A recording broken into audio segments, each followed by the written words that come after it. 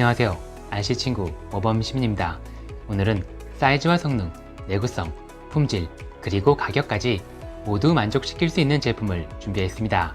또한 이 차량은 초보자들도 편하게 다룰 수 있는 완성품 형태로 구성되어 있어 입문용으로도 딱 좋은 제품이죠. 그럼 바로 언박싱과 함께 사이즈와 구성품부터 확인해 볼게요. 먼저 차량의 사이즈는 박스에는 1:8로 표기되어 있지만 1:7로 보는 게 맞습니다. 여기서 1:7이라는 건 실제 차량을 7분의 1 크기로 축소해 놓았다는 의미고요. RC카에서 이 사이즈는 대형 제품으로 구분됩니다. 전문 RC카를 아직 실물로 보지 못한 분들은 이 사이즈가 체감이 잘 안 될 거예요. 제가 174에 75kg 정도인데 대략 이 정도의 사이즈라고 보시면 됩니다. 자, 제품의 구성은 앞서 말씀드린 대로 RTR 형태의 구성으로 이루어져 있습니다. 조립은 물론 구동에 필요한 모든 전자 파트가 포함된 차량 본체와 조종기까지 풀 세팅으로 구성되어 있어요. 다만 조종기에 필요한 AA 사이즈의 건전지와 차량 본체에 사용되는 리튬 폴리머 배터리 그리고 폴리머 배터리를 충전할 수 있는 충전기는 별도로 준비하셔야 합니다. 모든 구성품을 한꺼번에 구입하고자 한다면 대략 80만원 정도의 비용이 예상되네요. 이제 이 차량의 성능은 어느 정도인지 그리고 어디서 어떻게 즐겨야 하는 차량인지 실제 주행 영상을 통해 보여드리겠습니다.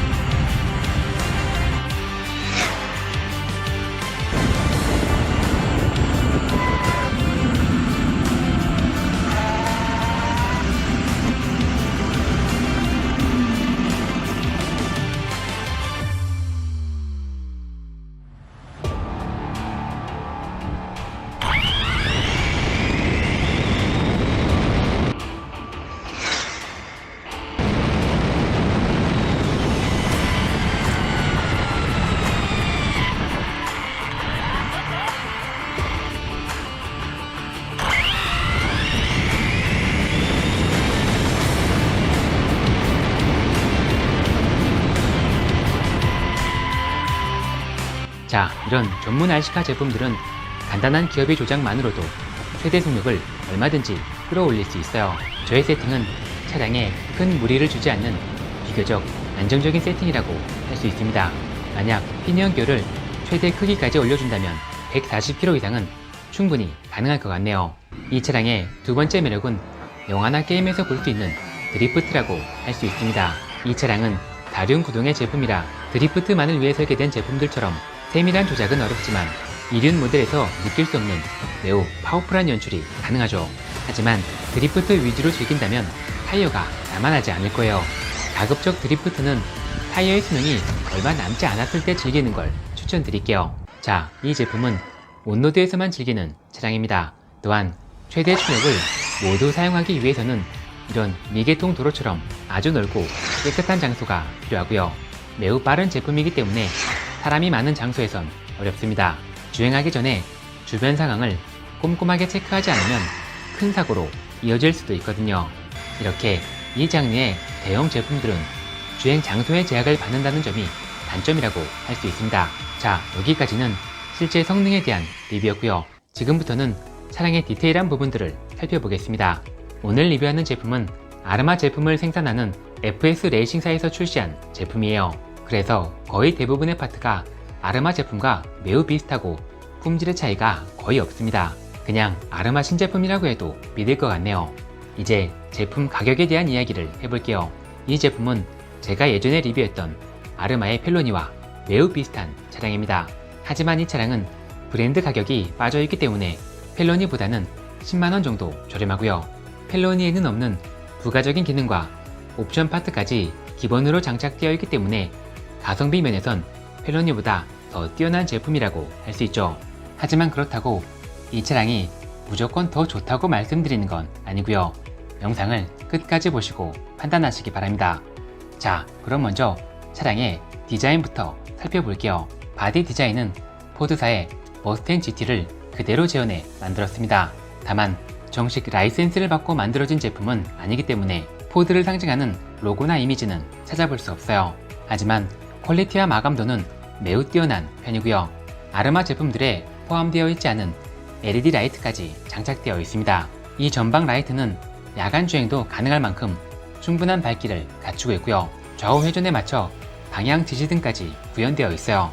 참고로 뒤쪽 라이트는 브레이크나 후진을 할 때만 붉은색으로 들어옵니다. 다만 이렇게 크고 빠른 제품들은 육안으로 노면 상태를 확인할 수 있는 오전이나 낮에 주행하는 걸 추천드립니다.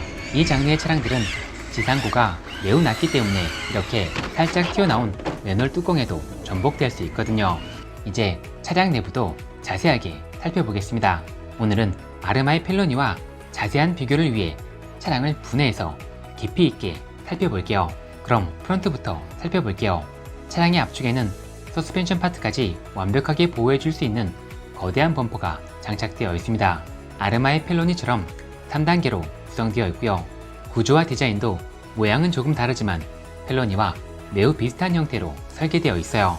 전체적인 품질과 내구성은 펠로니와 거의 동일하지만 디자인과 디테일은 아르마의 펠로니가 조금 더 화려하다고 할 수 있죠. 차량 뒤쪽에도 펠로니처럼 디퓨저를 포함한 대형 범퍼가 장착되어 있어요. 역시 품질과 내구성은 비슷하지만 디자인과 디테일은 펠로니가 조금 더 나은 것 같습니다. 차량 본체에도 역시 아르마 제품과 동일한 센터 토크바가 장착되어 있습니다. 아르마 제품은 원기둥 모양인데 모델 GT는 각진 모양으로 설계되어 있어요. 센터 토크바는 딱히 어떤 제품이 더 좋다라고 말하기 어렵습니다. 자, 모델 GT는 펠로니에 없는 각종 프로텍터들이 추가로 장착되어 있어요.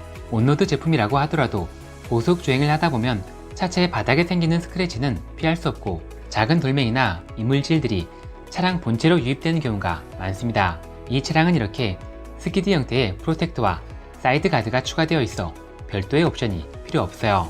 메인 프레임은 펠로니와 다르게 굴곡이 살짝 들어간 형태로 설계되어 있습니다. 전체 면적은 펠로니보다 조금 좁아졌지만 내구성 자체는 조금 더 뛰어날 것으로 예상되네요. 서스펜션 암대도 아르마의 펠로니 계열 제품들과 크게 다르지 않아요. 두께와 사이즈는 거의 동일하고 조개, 볼핸드 고정 방식만 살짝 다릅니다. 모델 GT는 볼트 하나로 체결하는 일반적인 구조로 이루어져 있어요. 이제 차량을 구성하는 메탈 파트로 넘어가 볼게요. 메탈 파트는 다른 파트들보다 조금 더 아르마의 펠로니 계열 제품들과 비슷합니다. 아니, 비슷하다기보다는 동일하다고 표현하는 게 맞을 것 같네요. 같은 소재에 같은 크기, 동일한 컬러, 메탈 파트는 따로 만들지 않고 그대로 사용한 것 같습니다. 그리고 몇몇 파트에선 펠로니보다 조금 더 뛰어난 점도 발견했어요. 촉은 펠로니 계열 차량들과 달리 숏캡까지 메탈 파트로 구현했고요. 앞뒤 숏타워는 조금 더 뛰어난 품질을 갖추고 있습니다. 이제 조금 더 분해해서 실제 구동과 관련된 파트들도 살펴볼게요. 예상대로 구동 파트들은 아르마 제품들과 동일했습니다. 이런 파트들은 아르마 차량들과도 완벽하게 호환될 것으로 예상되네요. 이걸 굳이 비용을 투자해 새로 설계하지는 않았겠죠. 이제 차량을 구성하는 전자 파트들도 살펴보겠습니다. 먼저 메인 모터는 볼트당 2000번의 회전수를 가진 4174 모터가 장착되어 있어요. 이 사이즈의 모터는 보통 1:8 사이즈에 사용되는 제품이고요. 현재 아르마 제품에도 비슷한 스펙의 모터를 장착해서 출시합니다. 참고로 모터 고정 방식은 아르마의 신형 제품들과 동일한 방식으로 구성되어 있습니다. 모델 GT의 피니언 기어는 12T가 기본 장착되어 있고 14T를 추가로 동봉해 놓았는데 저는 보유하고 있던 16T로 교체해서 테스트했어요. 앞서 주행 영상에서 보셨던 속력은 16T로 교체해서 주행한 영상입니다. 제 경험상 20T 정도까지는 무리 없이 가능할 것으로 예상되네요. 안타깝게 전자 변속기는 조금 오래된 구형 모델이 장착되어 있어요. 현재 아르마에선 이 제품보다 조금 더 뛰어난 제품을 장착해서 출시하죠. 하지만 실제 성능에서의 차이는 크지 않아요. 둘 다 150A의 제품이고 최대 허용 전압도 동일하기 때문에 매우 큰 차이를 느낄 정도는 아닙니다. 좌우 조향을 담당하는 서버 모터는 18km의 스펙을 갖춘 제품이 장착되어 있어요. 반응 속도가 조금 느리긴 하지만 코너가 많은 트랙에서 레이싱을 즐길 목적이 아니라면 굳이 바꿔줄 필요는 없습니다.